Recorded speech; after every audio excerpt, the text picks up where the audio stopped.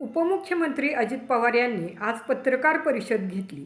या पत्रकार परिषदेत राष्ट्रवादी काँग्रेसचे प्रदेशाध्यक्ष सुनील तटकरे, मंत्री छगन भुजबळ, खासदार प्रफुल्ल पटेल असे दिग्गज नेते उपस्थित होते. या पत्रकार परिषदेत अभिनेता सयाजी शिंदे यांनी राष्ट्रवादी काँग्रेस अजित पवार पक्षात प्रवेश केलेला आहे. महाराष्ट्राच्या राजकारण आणि मनोरंजन क्षेत्रातली ही सर्वात मोठी बातमी समोर येत आहे. ज्येष्ठ अभिनेते सयाजी शिंदे यांनी आज जाहीरपणे राष्ट्रवादी काँग्रेस पक्षात प्रवेश केला आहे. सयाजी शिंदे यांनी अनेक चित्रपट नाटकात काम केलेलं आहे. तसेच त्यांनी फक्त मराठी नाही तर हिंदी, तेलुगू, तमिळ चित्रपटांमध्येही मोठं काम केले.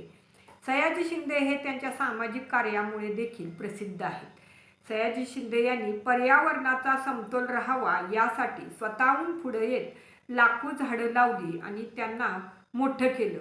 त्यांनी निर्माण केलेल्या सह्याद्री देवराईचं सर्वत्र कौतुक झालं. सयाजी शिंदे यांच्या राष्ट्रवादी काँग्रेस पक्षात प्रवेशामुळं पक्षाला देखील फायदा होण्याची शक्यता आहे. सयाजी शिंदे यांच्या पक्षप्रवेशावेळी प्रदेशाध्यक्ष सुनील तटकरे यांनी त्यांचं स्वागत केलं.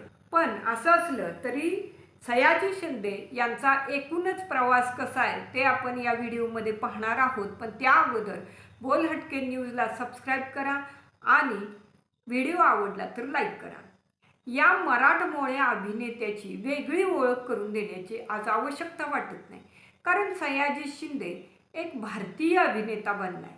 त्यांनी मराठी नाटकांसोबतच मराठी, हिंदी, तेलुगू, तमिळ, कन्नड, मल्याळम, इंग्रजी, गुजराती चित्रपटात आपला ठसा उमटवलाय. सयाजी शिंदे यांचा जन्म महाराष्ट्रातील सातारा जिल्ह्यातील एका छोट्याशा गावात शेतकरी कुटुंबात झाला.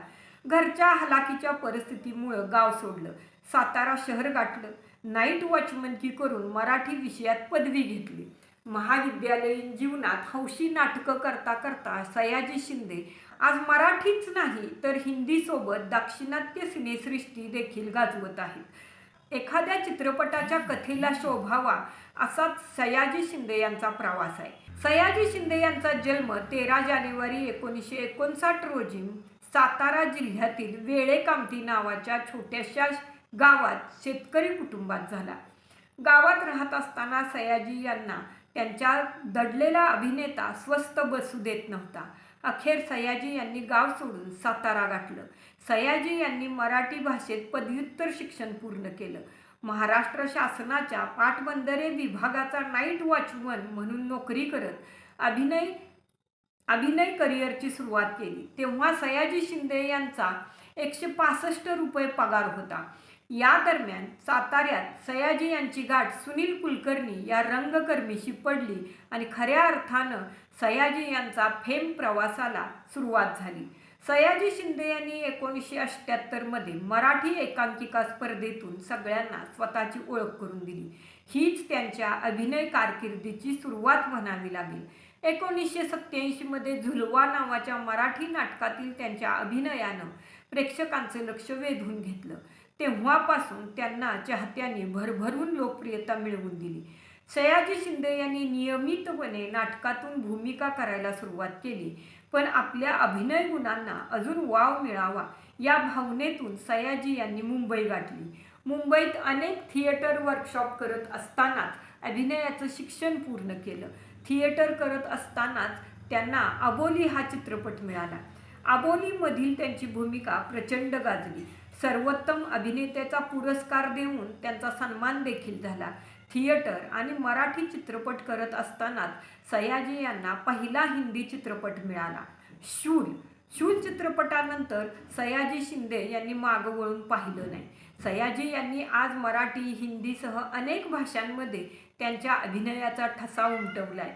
गोष्ट छोटी डोंगरा एवढी या चित्रपटात कृषी मंत्री म्हणून त्यांची भूमिका सर्वांच्या लक्षात राहणारी आहे. शहरात आले पण त्यांनी गावच्या मातीशी कधी नाळ तुटू दिली नाही.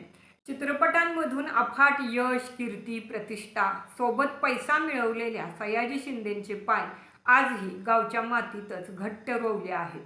ते जरी शहरात राहत असले तरी गावच्या मातीशी त्यांची नाळ तुटलेली नाही. सामाजिक बांधिलकीतून सयाजी यांनी एक अनोखा उपक्रम हाती घेतलाय. महाराष्ट्र सुजलाम सुफलाम करण्यासाठी सयाजी यांची धडपड सुरू आहे. सन 2016मध्ये साताऱ्यात त्यांनी प्रत्येक शाळेत नर्सरी असा उपक्रम हाती घेतला आहे. सयाजी उद्यान या उपक्रमातून ते राज्यभरात वृक्षारोपण मोहीम राबवत आहेत. सयाजी शिंदे यांनी सह्याद्री देवराई हा उपक्रमसुद्धा सुरू केलेला आहे आणि झाडं जगवलेली आहेत. माझी माणसा, अबोली, ज्ञानेश्वरी, कुंकू झाले वैरी, गल्लीत गोंधळ, दिल्लीत मुजरा, गोष्ट छोटी डोंगरा एवढी, जय महाराष्ट्र, लढाई, वजीर अशा अनेक मराठी सिनेमांमधून तसेच तमिळ, तेलुगू आणि मल्याळी सिनेमामध्ये त्यांनी सर्वोत्कृष्ट अभिनेता, खलनायक, सहाय्यक अभिनेता म्हणून काम केलं आहे. पण आता त्यांची राजकारणातील नेत्याची भूमिका ते कशी वठवतात तेच आता आपण पाहायचं.